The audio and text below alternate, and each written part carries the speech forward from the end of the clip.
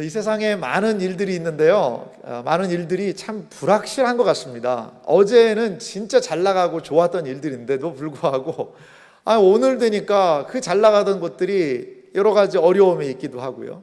또 어제는 잘 안 됐던 일이 오늘에서야 술술 풀리기도 하고, 내 마음대로 내 뜻대로 되지가 않습니다. 우리의 인생은요, 불확실함의 연속인 것 같습니다. 그래서 많은 사람들은 불확실함을 좀 확실함으로 바꿨으면 좋겠다. 이 불확실한 인생들을 조금 좀 그 불확실성들을 좀 떨어뜨려서 확실한 것들로 내 인생이 좀 많이 생겼으면 좋겠다, 이렇게 생각을 하고 살아갑니다. 우리의 인생은 불확실함을 줄여나가는 삶이 아닌가, 이런 생각이 듭니다. 근데요, 이렇게 많은 불확실함이 있는 우리의 인생이지만 가장 확실한 한 가지가 있습니다. 그건 뭘까요? 가장 확실한 한 가지가 있습니다. 여러 가지가 이를 이야기할 수 있겠지만 오늘 저는요, 이 말씀을 좀 드리고 싶어요. 가장 확실한 한 가지 뭐냐? 이 세상에 태어난 사람은 어떻게 될까요? 죽는다는 겁니다. 그것만큼 더 확실한 게 어디 있겠어요? 근데요, 이 단순한 진리를 많은 사람들이 잘 몰라서 이 세상에서 영원히 살 것처럼 그렇게 사는 사람들 참 많다는 거죠. 여러분 기억하세요? 이 세상에 태어난 사람은 반드시 한 번은 죽음을 맞이할 수밖에 없다는 것이지요. 이것이 큰 진리입니다. 기독교 신앙은 무엇입니까? 이 한 번 꼭 반드시 오는 이 죽음의 문제가 예수님 안에 답이 있다는 거죠. 이 죽음의 문제는 예수님의 답이 있고 그 예수님 안에서 이 죽음의 문제가 해결될 수 있다는 것이 우리 기독교 신앙의 중심에 있습니다. 그것이 바로 이 부활에 관한 말씀입니다. 그러면 오늘 성경을 우리가 읽었는데요, 이 말씀을 통하여서 우리 부활에 대한 그러한 진리를 이 부활주일 말씀을 통하여 함께 나누었으면 좋겠습니다. 먼저 오늘 성경 본문을 보니까요, 부활을 경험한 그러한 사람들의 목록이 좀 등장을 합니다. 이것은 예수님 당시에, 사도 바울 당시의 이야기입니다. 그러니까 예수님이 부활하신 것을 직접 본 사람들이 있다는 것이죠. 고린도전서 15장 5절에서부터 8절을 제가 한번 천천히 읽을 테니까요, 우리 성도님들은 자막을 보셔도 좋습니다. 색을 좀 칠해놨는데 누구 있는지 한번 보세요. 게바에게 보이시고 후에 12제자에게 와. 6절은요, 그 후에 500여 형제에게 일시에 보이셨나니 그 중에 지금까지 대다수는 살아있고 어떤 사람은 잠들었으며 그 후에 야고보에게 보이셨으며 그 후에 모든 사도에게 와 맨 나중에 만삭되지 못하여 난 자 같은 내게도 보이셨느니라. 아멘. 이렇게 오늘 그 성경은요, 사도 바울 선생님이 고린도 교회를 향해 쓴 첫 번째 편지거든요. 편지인데 이렇게 부활을 직접 본 사람들이 있다라는 부활을 본 사람들의 목록을 제시하고 있습니다. 한 세 부류가 있는데요. 먼저는 게바. 이 게바는 누굴까요? 베드로입니다. 베드로와 예수님의 12제자에게 보이셨다는 거죠. 베드로는 예수님의 12제자의 대표격입니다. 대표격인데요. 그래서 베드로와 12제자에게 예수님이 부활하셨다는 것을 보이셨다고 얘기를 합니다. 그 두 번째는요, 500여 형제에게 일시에 보이셨다라고 이야기를 합니다. 근데요, 이 말씀은 성경에는 기록이 되어 있지 않아요. 500여 형제에게 이렇게 보였다라는 기록이 성경에는 등장을 하고 있지 않습니다. 그런데 아마도 이 고린도 전서를 들었던 성도들은 아마 잘 알고 있었을 거예요. 500여 형제에게 일시에 보이셨고요, 지금까지 대다수는 살아있다라고 이야기한다는 거죠. 이 고린도 전서가 기록된 시기는 역사적으로 언제냐면 한 54년에서부터 55년입니다. 지금이 2021년이잖아요. 그러니까 상당히 오래된 그러한 서신이죠, 고린도 전서가요. 근데 이 고린도 전서는요, 예수님이 십자가에 못 박히신 다음에 약 한 얼마의 시간이 흘렸냐면 한 25년이 흐른 겁니다. 보통 AD 30년 정도에 예수님이 십자가에 달려 죽으신 것으로 보거든요. 그러니까 예수님이 십자가에 달려 죽으시고 부활하신 지 얼마의 시간이 흘렀다는 거예요? 20년이 넘은 겁니다. 그 정도의 시간이 흘렀는데 지금까지도 많은 사람들이 살아있다라고 이야기를 하고 있다는 거죠. 이 부활이라는 것은 그래서 직접 사람들이 본 일이라는 겁니다. 어떤 사람들은요, 이렇게도 이야기를 합니다. 부활은 예수님을 사랑하고 따랐던 사람들이 그냥 예수님 생각을 많이 하니까 집단적으로 무슨 환상을 본 것 아니냐, 이 집단적으로 어떤 망상을 본 것 아니냐, 이렇게 생각을 합니다. 근데 이 망상이나 환상은요, 집단적으로 보기가 쉽지가 않습니다. 그리고 그 망상이나 환상을 보는 그 한 사람이 좀 보거든요. 그리고 그런 현상이 일어나면요, 그 점점점 그 강도가 강해진다고 그래요. 이게 질병이거든요. 강해지는 거예요. 그런데 예수님의 부활의 목격은요, 예수님이 죽으시고 부활하신 후 약 한 40일 정도, 이 정도에 집중적으로 집약되어 있고요. 그 이후에는요, 부활한 주님을 본 사람이 없어요. 이런 식으로 예수님의 부활은 여러 사람에 의해서, 그리고 확실하게 어떤 사람은 보고 죽었고, 지금도 이 서신 고린도전서가 기록될 당시에도 예수님의 부활을 직접 본 사람이 살아있었다는 겁니다. 또 세 번째 부류가 있습니다. 야고보와 모든 사도입니다. 이 야고보는요, 예수님의 제자에도 2명의 야고보가 있습니다. 예수님 제자는 아닌 것 같아요. 위에 12제자를 언급했으니까요. 예수님의 동생이 있는데요, 그 이름이 야고보예요. 아마도 예수님의 동생 야고보를 이야기하는 것 같습니다. 예수님의 동생 야고보는요, 사도행전에 보면 예루살렘 교회의 수장이 돼서요, 베드로가 핍박에 의해서 다른 지역으로 갔을 때 예루살렘 교회 끝까지 지킵니다. 그게 바로 야고보입니다. 그래서 사도 바울 같은 경우에도 기둥같이 쓰는 야고보라는 그런 표현도 쓰고 있어요. 예수님의 동생이 부활하신 예수님을 만나고 예수님 믿는 사람이 된 거예요. 이 동생 야고보는 예수님을 잘 인정을 안 했었습니다.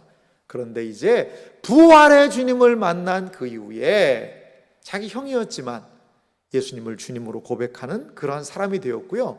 거기 뒤에 보면 또 사도가 등장을 합니다. 세 번째 보면 야고보와 모든 사도들이라고 얘기했죠.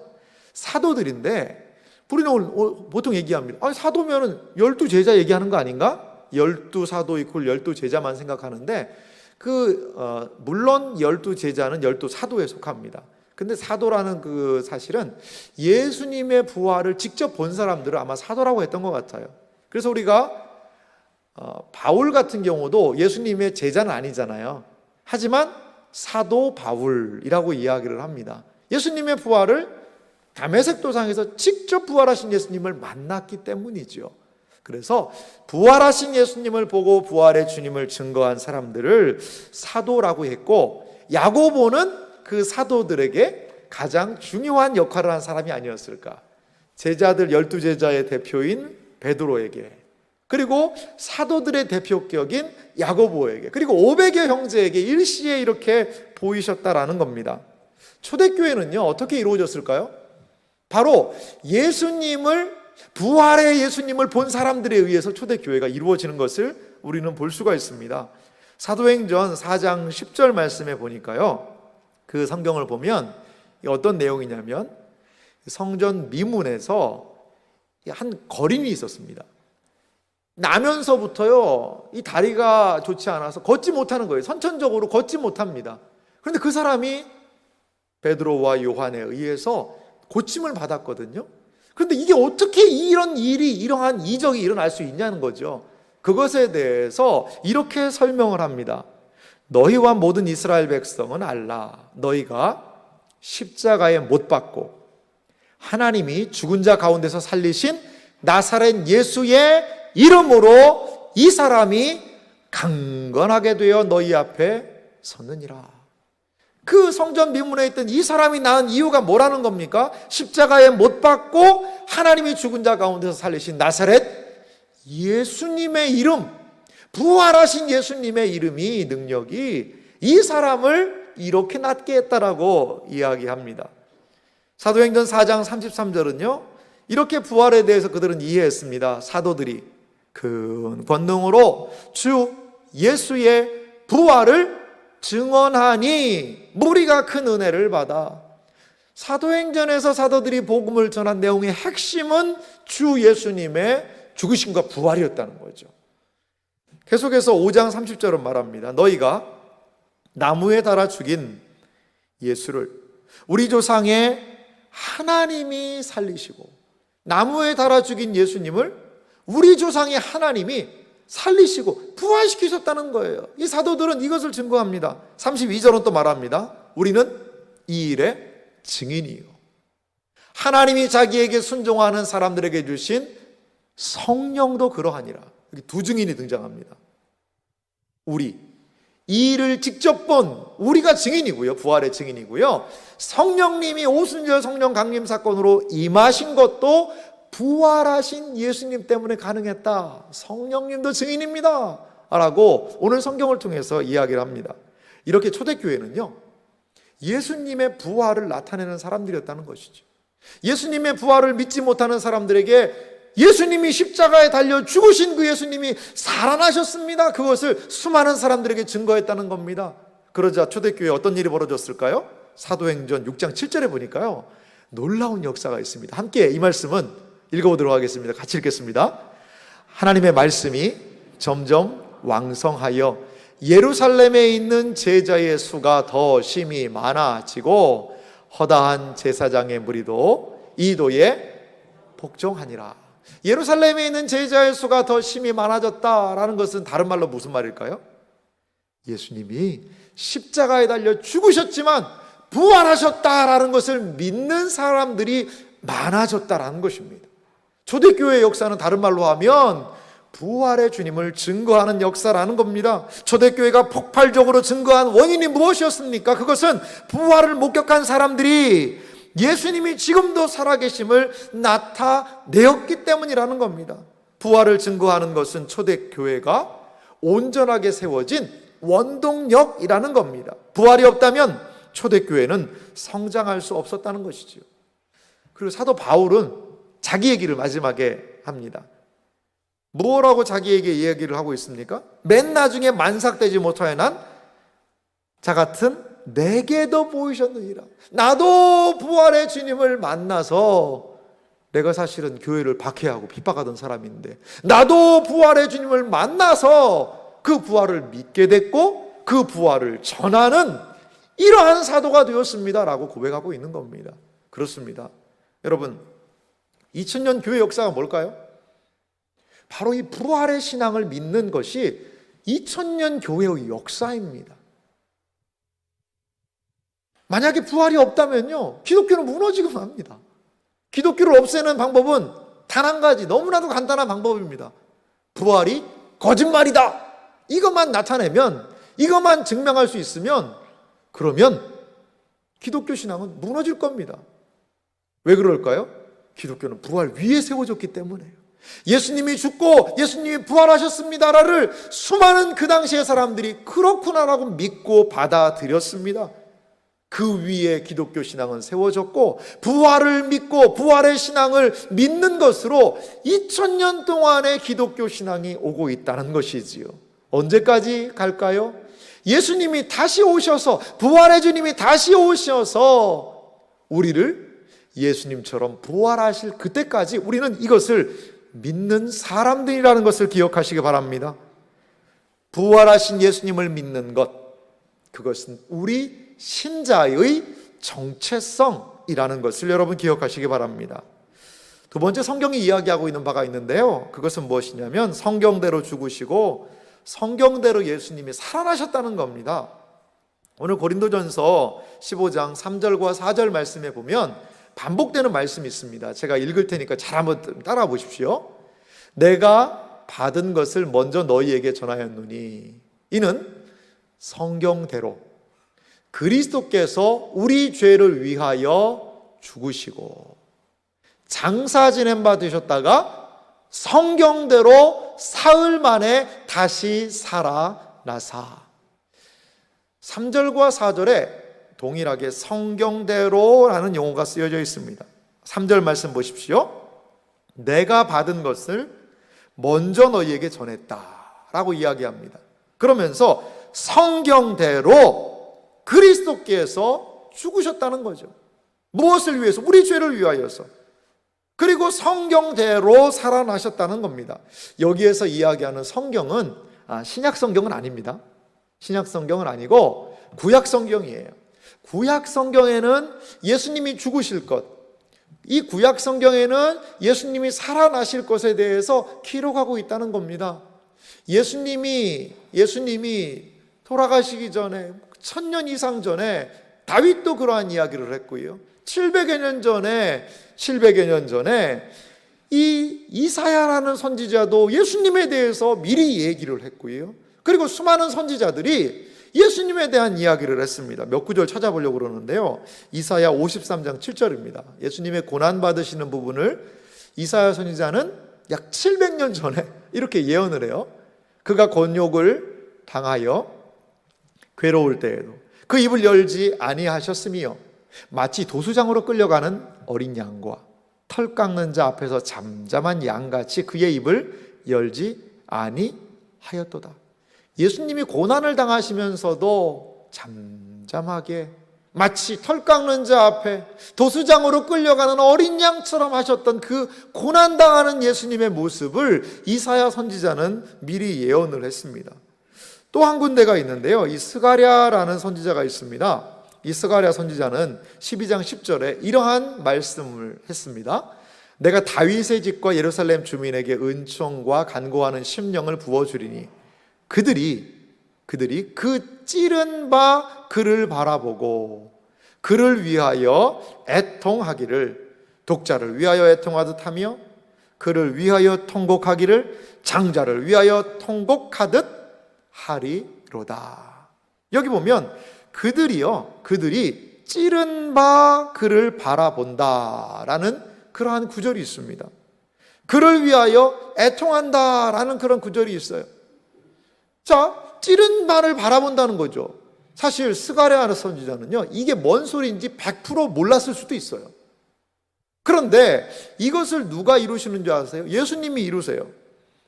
요한복음 19장 34절에 보니까요, 이렇게 예수님의 한 장면이 등장하는데요.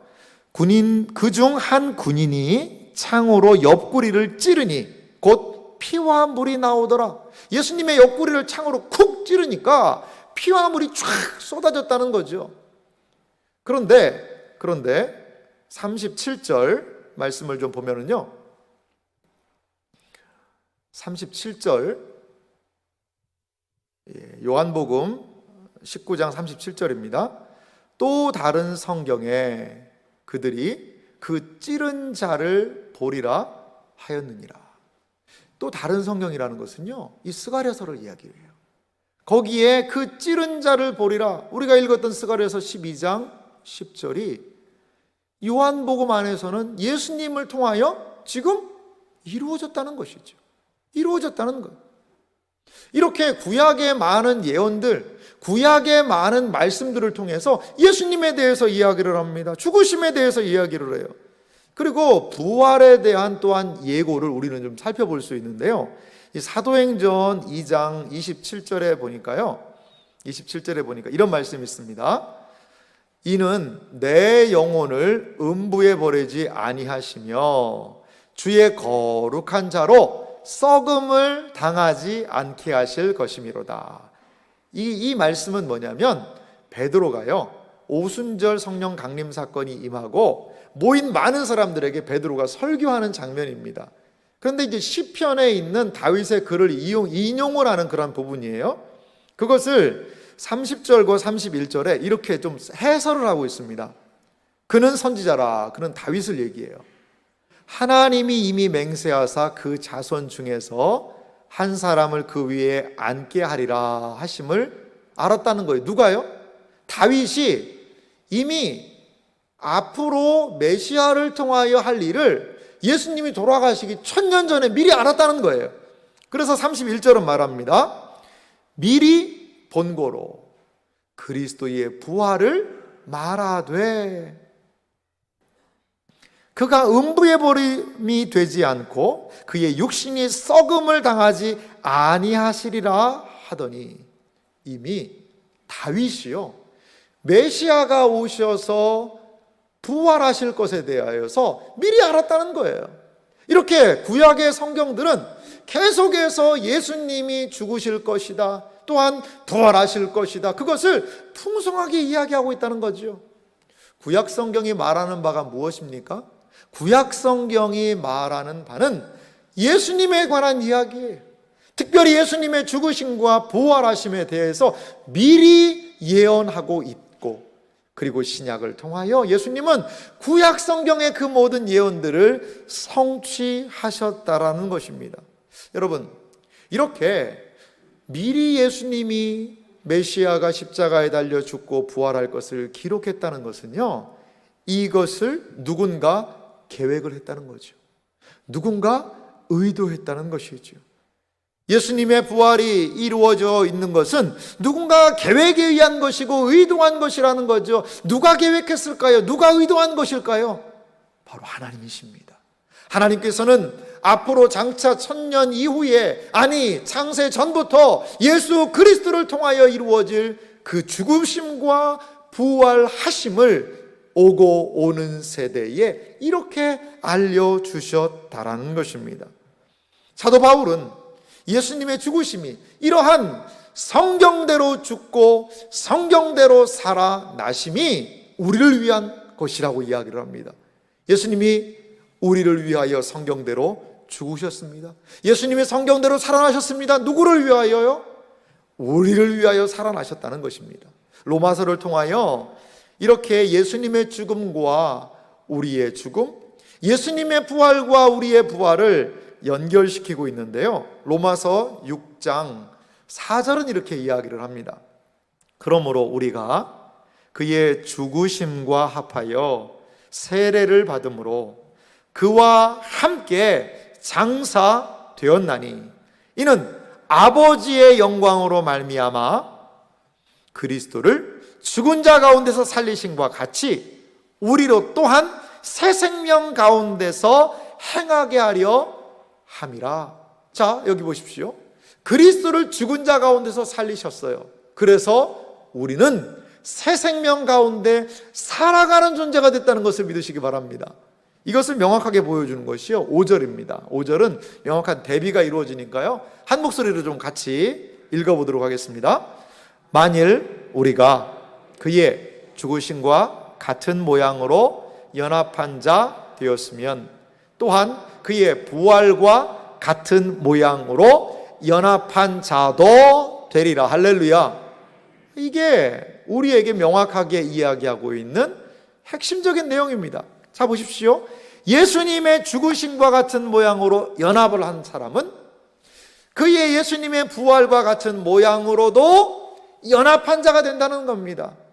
성경대로 죽으신 예수님, 그것에 연합된 우리는 성경대로 살아나신 예수님, 그것에도, 그 부활에도 연합된 존재가 된다는 것을 여러분 믿으시기 바랍니다. 우리는 예수님이 십자가에 달려 죽으셨다는 것을 믿습니다.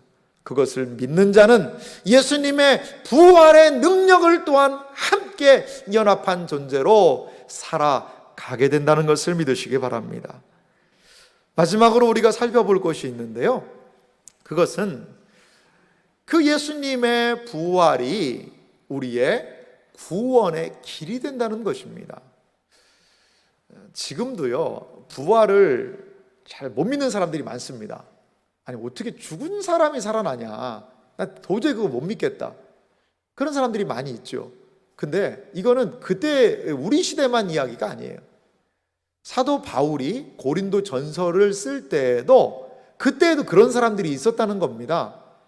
고린도전서 15장 12절 말씀을 보니까요, 그리스도께서 죽은 자 가운데서 다시 살아나셨다 전파되거늘 너희 중에서 어떤 사람들은 어찌하여 죽은 자 가운데서 부활이 없다 하느냐. 그 당시에도요, 아니 죽은 사람이 어떻게 살아나냐, 죽은 자에게는 부활 없다 라고 이야기하는 사람들이 있었다라는 것이죠. 어떠한 상황인데도요, 예수님이 죽은 자 가운데서 다시 살아나셨다고 전파되고 그것을 본 사람이 죽기도 했지만, 아니 본 사람이 살아있기도 하고, 그러한 상황에서도 난 못 믿겠다 나누는 사람들이 있다는 것이죠. 그런데 오늘 고린도전서 15장 2절은 무엇을 이야기하고 있습니까? 너희가 만일 내가 전한 그 말은 무엇일까요? 그것은 바로 부활입니다. 고린도 교회가 어떻게 세워졌습니까? 내가 전한 그 말 때문에 세워진 거예요. 사도 바울이 예수님의 부활을 전했고 그들이 그것을 믿었고 그래서 세워진 것이 무엇이라는 거예요? 교회라는 겁니다. 교회가 세워진 것은 예수님의 부활 때문인데 그 부활을 믿지 못한다라면 그럼 이거 어떻게 되겠냐는 것이죠. 어떻게 되겠냐는 것이죠. 자, 내가 전한 그 말을 굳게 지키고 헛되이 믿지 아니하면 그로 말미암아 구원을 받으리라. 굳게 지키고 예수님의 부활을 굳게 믿고 헛되이 믿지 않으면 자기 마음대로 에이 그런 게 어디 있어 그렇게 믿지 않으면 그로 말미암아 구원을 얻게 된다는 겁니다. 제가 참 대화 나누면서 아주 참 중요한 말을 하나 좀 들었는데요. 그럼 물건을 살 때 좋은 물건을 사려면 어떻게 해야 될까요?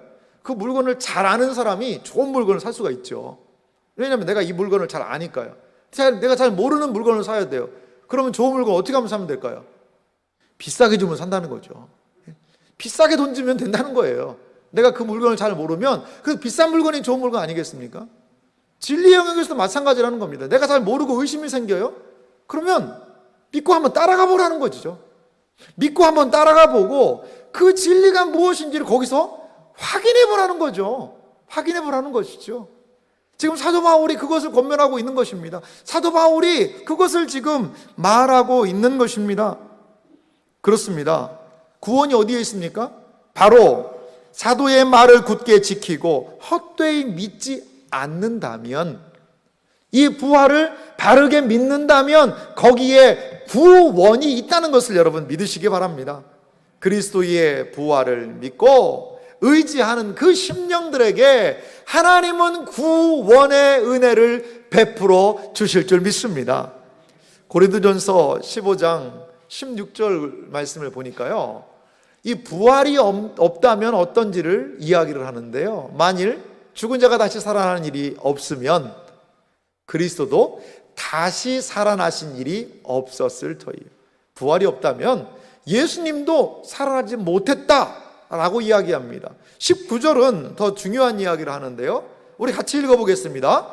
만일 그리스도 안에서 우리가 바라는 것이 다만 이 세상의 삶뿐이면 모든 사람 가운데 우리가 더욱 불쌍한 자이리라.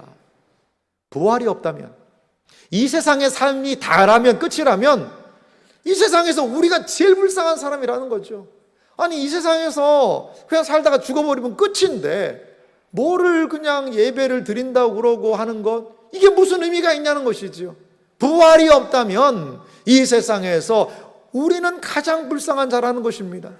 하지만 반대로 이야기하면, 부활이 있다면, 부활을 믿는다면 우리는 이 세상에서 가장 존귀한 존재라는 것을 믿으시기 바랍니다. 죽음의 문제가 부활에서 해결되었기 때문입니다. 죽음으로 인하여서 많은 사람들이 고통을 받지만 부활의 능력으로 말미암아 우리가 새롭게 되었다는 것을 여러분 믿으시기 바랍니다. 그래서 우리는 이 자리에 모여 있는 것입니다. 우리는 왜 이 자리에 있습니까? 바로 부활의 주님을 찬양하러 모이는 겁니다. 2000년 동안에 많은 사람들이 부활의 주님을 만났고 부활의 주님을 믿었고, 이렇게 모여서 그 부활의 주님을 함께 예배하고 있는 것입니다. 예배하고 있는 것입니다. 이것이 바로 부활의 의미라는 것입니다. 그래서 고린도전서 15장 이 부활에 대한 말씀을 정리하면서 고린도전서 15장 57절은 이렇게 말씀하고 있습니다. 우리 주 예수 그리스도로 말미암아 우리에게 승리를 주시는 하나님께 감사하노니. 이 승리는 죽음에서의 승리입니다. 이 세상에서의 승리예요. 우리에게 무엇을요? 승리를 주시는 그 하나님께 감사한다라고 이야기합니다. 그러면서 무엇을 말하냐면 58절 말씀, 이 주님의 부활을 믿는 사람이 붙들어야 되는 진리, 그것을 58절에 이렇게 말합니다. 함께 읽습니다. 그러므로 내 사랑하는 형제들아, 견실하며 흔들리지 말고 항상 주의 일에 더욱 힘쓰는 자들이 되라. 이는 너희 수고가 주 안에서 헛되지 않은 줄 알미라. 할렐루야. 부활을 믿는다면 우리의 신앙 결코 헛되지 않습니다. 부활을 믿기 때문에 우리는 견고하며 흔들리지 않습니다. 그리고 주의 일에 더욱 힘쓰는 자들이 되어야 할 줄 믿습니다. 예수님께서 우리를 위해서 행하신 그 놀라운 구원의 역사가 우리에게 있지 않습니까? 살아서 사랑, 죽어서 구원, 묻혀서 내 죄를 담당하사 부활로 우리를 구원한 예수, 다시 오시리 영광의 그날. 이 놀랍게 주님을 찬양할 수 있는 이유가 무엇입니까? 주님 부활하셨기 때문인 줄 믿습니다. 부활로 우리를 구하신 예수 그리스도, 그분을 우리는 영광의 그날에 다시 만나게 될 줄 믿습니다. 사랑하는 성도 여러분, 예수님의 부활에 우리의 구원이 달려 있습니다. 예수님이 부활하신 것은 우리가 일평생 하나님 앞에 서는 그 순간까지 붙들어야 되는 진리인 줄 믿습니다. 이 부활의 신앙을 따라, 이 부활의 신앙을 의지하여 일평생 살아가는 여러분들의 생애와 삶이 되시기를 주님의 이름으로 축원합니다.